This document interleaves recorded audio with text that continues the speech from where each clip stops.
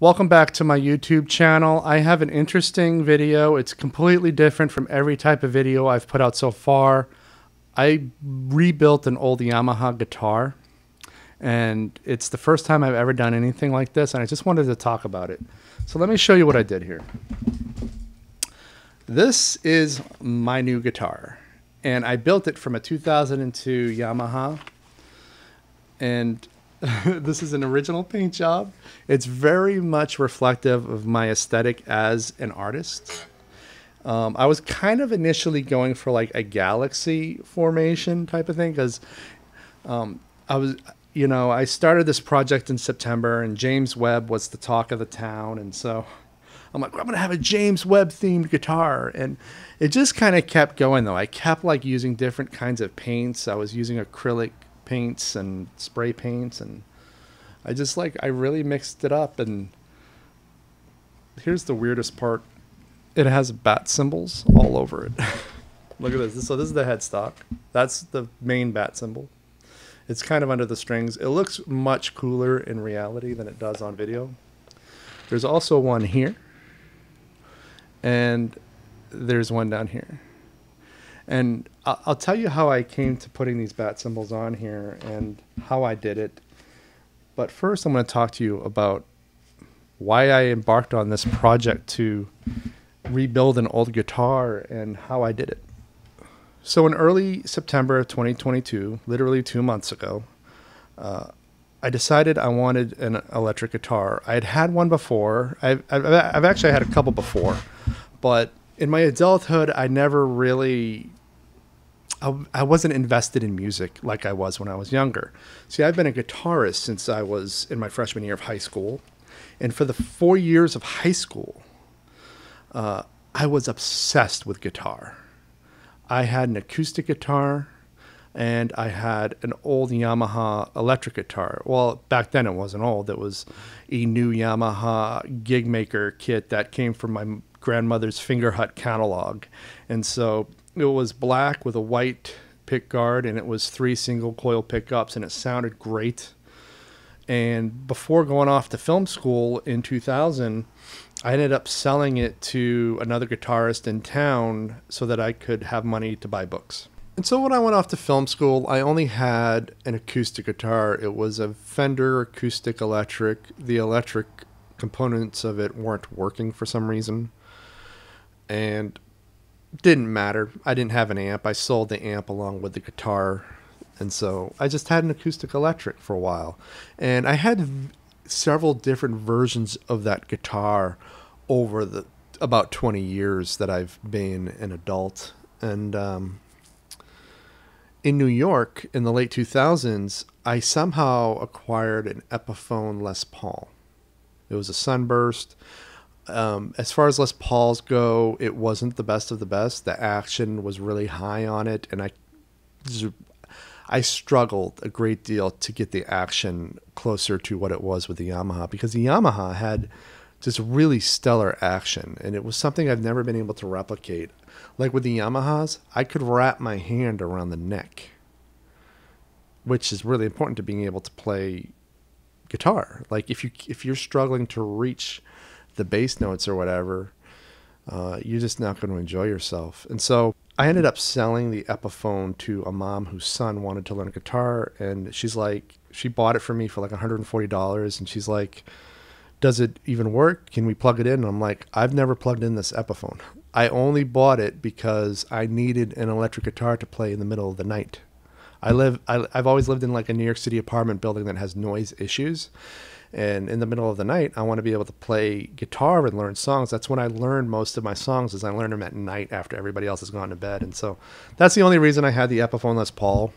Playing an electric guitar in the middle of the night is the best option if other people around you are sensitive to noise. And so, again, I go through all these different acoustic guitars, and once again, I wind up with a Fender acoustic electric. This time, though, they're installing tuners in with the electric components, so that's the one I have now. It's actually a much better acoustic electric than I had before because it has a built-in tuner, and it just sounds better. It sounds crisp. So in September, I'm like, I want to get obsessed with guitars again. I want to allow myself this obsession. And so I ordered this $20 Yamaha off of eBay. It was an EG 112C, and the shipping cost more than the guitar. The guitar was $20. I'm not even going to tell you what the shipping was because it's so embarrassingly high, especially since it shipped out of the Bronx, New York, and I am in New York City. And so there's no reason for them to have priced the shipping so high, but I understand why they did it. If the guitar is $20 and the shipping is what it was, they are doing okay financially as a result of this sale. I get capitalism. I understand it. So I got this guitar in, and it looks almost identical to the one I had as a teenager, right? It is a white pickguard on a black body, except that this is the original pickguard. It's 2 single coils and a humbucker. My original had 3 single coil pickups. And the pickguard is faded yellow, so it's kind of gross looking. And I decided maybe I could like just replace the pickguard. Like at this point, I wasn't thinking that deeply about whether or not I was going to rebuild the thing from scratch. But as I took off the pickguard, I realized these electronics aren't impressive at all. Like, I don't know anything really that much about electronics, but I know that this is kind of shoddy work. And if I could learn how to solder, which I've never done before, I could just rewire my own guitar. Hey, why not? It's 1940s technology. So, here's the other thing. This is the original neck that came with the guitar. The EG 112C. I don't know if you can see it in this video here, but it's got a split. Kind of goes like that around the peg, through the peg actually. And somebody glued it back on. And I noticed when I was playing it initially, it kept falling out of tune, and I wonder if it's because of this split. So that's when I decided, you know what? I'm going to take this guitar apart, I'm going to strip it down to just wood, and I'm going to rebuild it from scratch, and I'm going to use YouTube tutorials to do it. And I did. And so I ended up replacing this neck with another neck for the EG 112C. It was the only one I could find on the internet, and it was $66. I would say the neck is the most expensive thing on that guitar. So this is the replacement neck. It is the same model, the EG 112C. You can see they're the exact same shape. Only difference is this one is in stellar condition. The machine heads were much better condition than the original machine heads that came with the guitar. And so what I ended up doing was taking the machine's head off. I taped up the fretboard, and I repainted it. So this is the neck. It is a Yamaha EG 112C, which is also what this body is. And the code on the neck is Y0308. And it should fit, and I got it all taped up. So now, look at that tape job. Look at that awesome tape job. It's a pretty good tape job, I don't say so myself. I also straightened it out before taping it up. Now I'm going to spray paint it with the same base coat as the body. That's it. That's all I did. And after the clear coat dried, I ended up putting the machine heads back on. But it fits the guitar perfectly because it's for this guitar. So like the guitar that I had when I was a teenager, I decided to go with 3 single coil pickups, and I upgraded all the hardware. So in addition to doing better wire work and better soldering work, I ended up upgrading to a Fender 5-way switch, Fender pots, and of course a Fender bridge, because the Fender bridges are much heavier. They're much more heavy duty than the bridge that came with the guitar. And of course I went with a black pickguard, and so it's black on both the front and the back. The cheapest piece of hardware on this guitar is actually the pickups. The pickups were $20. These are Wilkinson pickups. And you know, for $20 pickups, they actually sound really good. I think they sound good. $20 Wilkinson pickups off Amazon, and I have plans for them. Now that I know what they sound like, I have a lot of like experiments that I want to do. And you know, projects related to my cinema and some of my video content where I need electric guitar sounds, but I'm not necessarily writing music. That's what this guitar is going to be for. And this is a full upgrade. Like, I even put copper. I lined the entire cavity in the back of the pick guard with copper. So this is an upgraded Yamaha guitar. I'm super proud of it. And you're probably curious to what this sounds like, especially considering that they're $20 pickups. And this is another point of contention for me. The reason I wanted the $20 pickups wasn't just because they were $20 pickups. Like, I sprang for like Fender parts. Like, I sprang for a $66 neck for a $20 guitar. Like, $20 pickups, it wasn't about the money.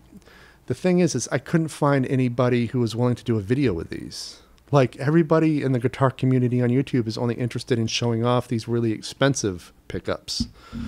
And I want to know what affordable technology sounds like. I want to know how it plays. And so I decided that I'm going to buy these $20 pickups, and they're going to be part of this guitar that I am upgrading. And I'm going to make it work. So everything on this guitar is replaced, and I was just reminded as I was plugging it in that even the plug was replaced. The jack that hooks it all up to the amp and whatnot, like, that's not the original jack. I bought a better one and I replaced it. And so it has a much tighter fit than it did when I first bought it.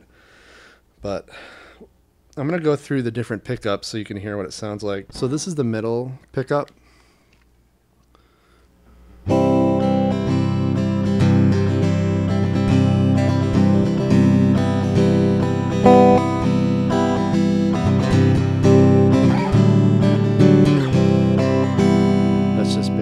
Here's a quick scale.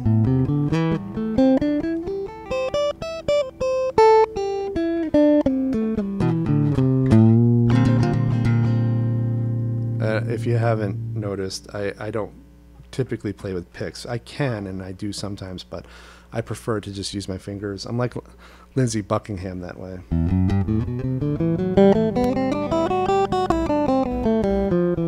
Wow.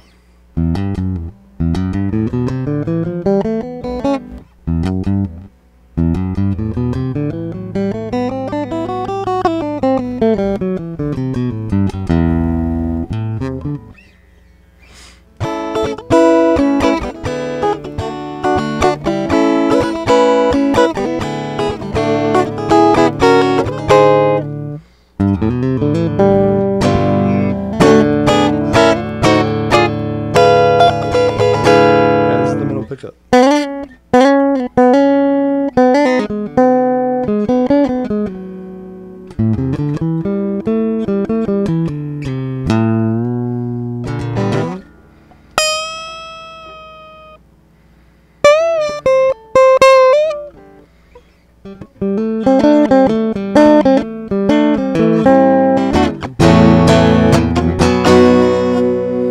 You want to hear the bridge pickup?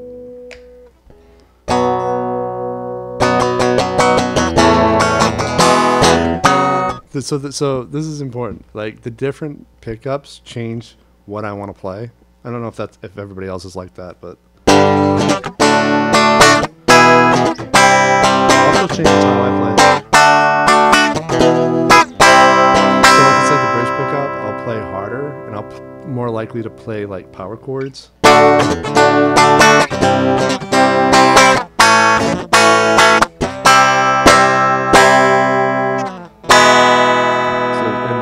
Pickup.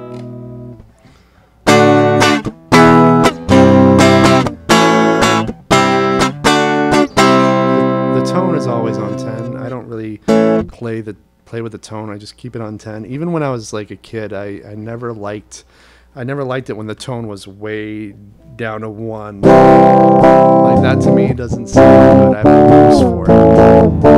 Maybe if I was more of an experimental like musician, I would find a use for it, but that to me doesn't sound fun.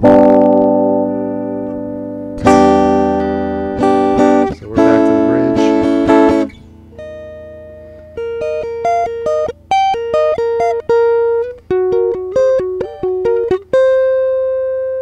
Do you know this song? That's from back in the day. You know this song? So what happened was I shaved the body down to a block of wood, and I just repainted it.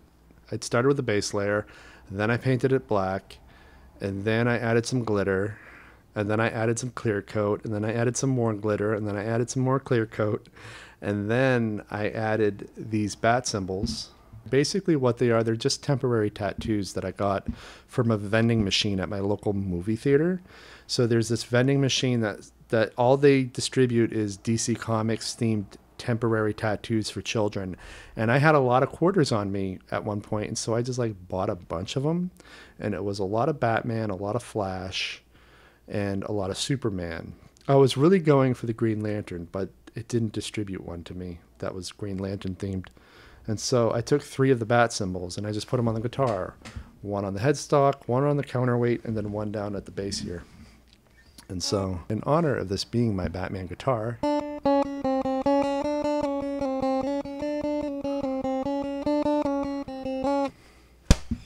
I won't continue that. It's a really simple theme. I didn't realize how simple that would be. I'm definitely gonna keep building guitars moving forward. I really enjoyed the process. I enjoyed learning how to solder and just kind of how it all comes together. It is 1940s technology, so there's no reason why I shouldn't know how to do it. Like, anybody can do it. It's not like building a computer. It's not like building your phone. You're building something that was built from scratch a multitude of times in the early 1900s. So why shouldn't we be able to do it in 2022? And so moving forward, I am definitely going to keep building the guitars that I want in the future. Maybe I'll be using kits. Maybe I'll do it from scratch at some point, but I am addicted to this process because I 100% control everything about what this guitar becomes, and I love that. This is one other point that I want to bring up. This is the best action I've ever had on a guitar. I could go into Sam Ash in Midtown Manhattan, go to their Fenders, go to their $6,000 Gibsons, and it won't have as good action as this guitar has. And it's because I engineered this guitar exactly for the action that I wanted. And all I was going for was what I had as a teenager, because I remember it playing so well, and it actually plays better than the one that I had as a teenager, and I love that. This makes me so happy that I built this guitar. I gave this old guitar new life, and yeah, it would have been cheaper for me to just get a Pacifica Gig Maker for, $200, but I wouldn't have learned anything. I would have had a guitar that I wouldn't have valued as much as I value this one, and that sort of goes along with my life learning philosophy, something you see on this channel and here on my podcast all the time. If you want it, build it. If you want to see it, make it. Well, I wanted a very specific electric guitar that played a very specific way, and I got it because I was able to build it. And you know what the coolest part of this is? I did it entirely with YouTube tutorials. I love this platform. Thanks, everybody. And once I engage in the next guitar building project, I will definitely document it on this channel. I already have some ideas about what I want to do. So that's definitely coming along at some point, probably in 2023.